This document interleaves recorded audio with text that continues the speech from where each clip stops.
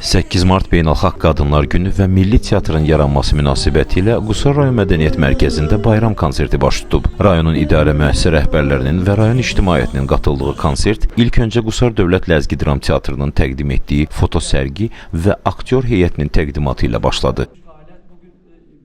Qusar Dövlət Ləzgi Dram Teatrının, eləcə də Mədəniyyət Mərkəzinin birgə hazırladığı konsertə start verildi.